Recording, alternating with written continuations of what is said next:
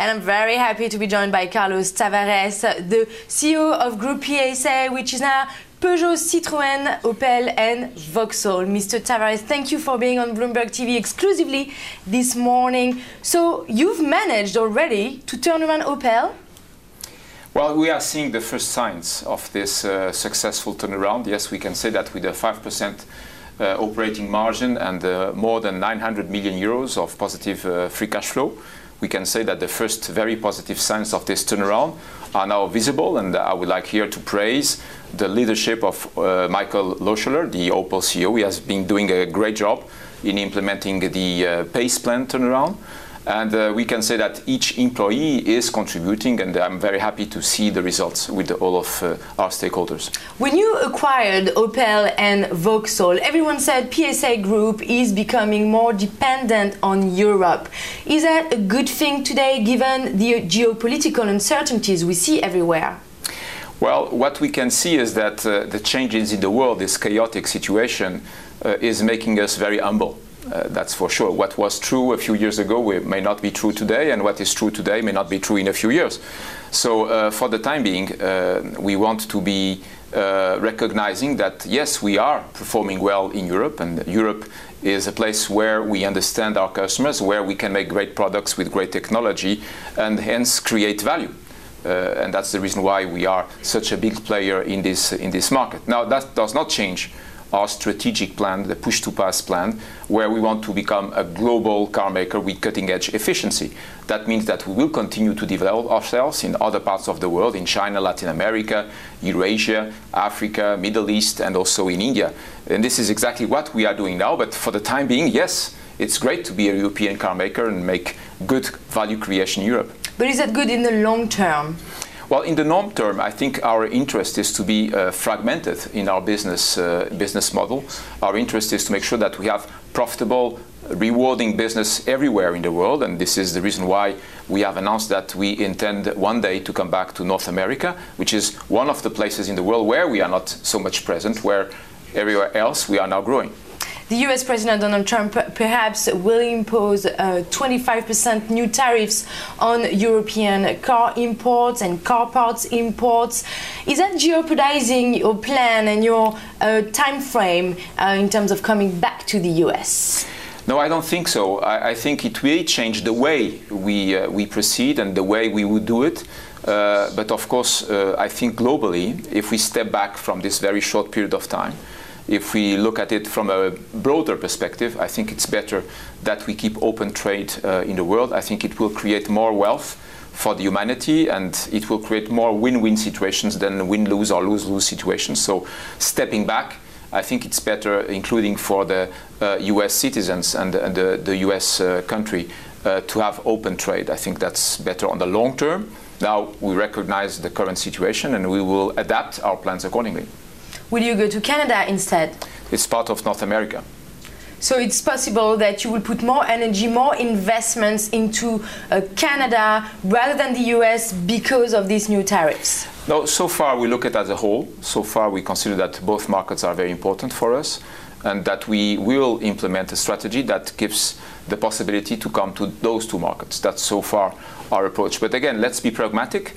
Let's see how things are going to unveil, and we'll see, based on what will be actually decided beyond the announcements and all things that we can learn in the media. Let's see what actually happens, and then we will adapt. But so far our plan is, as we said, go back to North America within a 10-year time window. You're also president of the ACA, which is the European Car Makers Association. Do you think the EU is right to retaliate? Well, perhaps they have no other choice. Perhaps they have no other choice. But again... but that's going to create an escalation. Yes, and I think what we learn from business, and I know there are many wise people in the US administration, I think it's better to look for win-win situations than win-lose or even lose-lose situations. On the long run, I think this is better for all of us. So let's see if we can avoid retaliations. Let's see if we can bring common sense and try to cool things down and try to recognize that if we work together, we will find a better way for creating wealth for humanity than the reverse. You still own 46% of car parts maker Faurecia. What's going to be the impact on Faurecia, which is very present in the United States? Well, Faurecia is a very strong automotive parts supplier, and they are doing very well. They announced their results last week, and those results demonstrate that they are progressing significantly in the ranking of the different parts suppliers. So we believe they are doing a very good job. And as you know, in our industry, everything is about competition. It is a competitive game. So the point is it going to impact this industry or not? Within a certain framework, with a certain number of constraints, we trust that Faurecia management will be competitive and will be doing a better job than some other competitors. But overall, is it a good thing to create these barriers? This is the question to be answered.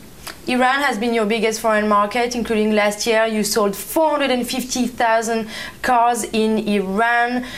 The US decided to reject the French waiver on Iran. What's going to be the impact of these new sanctions? Well, so far we have made a very clear-cut decision. It's not grey, it's black or white. We have made a decision to wind down. And we are now implementing the wind down. But 500,000 cars sold last year, that has to have an impact on a financial impact on Groupe PSA. Actually, financially speaking, it's completely marginal because it impacts less than 1% of our turnover. So it's not at all a financial matter. It's about an opportunity for the future. And we have made this decision because in terms of compliance, you cannot be grey. You need to be white or black. And we have made the decision to be completely compliant. So we are winding down, and our people are now coming back to Europe, which is the current situation. And we believe that in the long term, this is the best way to protect the company. Finally, in China, in the first half, the unit sales were up nearly 7%, but mostly driven by Citroën. When are we going to see a turnaround of Peugeot brand in China? First of all, I would like to stay very humble regarding China. I still think that we have a lot of improvements to implement. It is fair to say that, yes, we are seeing some light at the end of the tunnel for Citroën.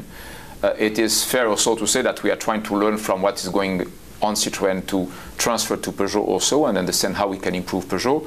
But we are still very far from understanding everything we should understand. We are still very far from being at an excellent level of operations, and this is things we are now working with. So you're still very far from that 10% target of operating margin of the joint venture you have with Dongfeng by 2021. Is that achievable?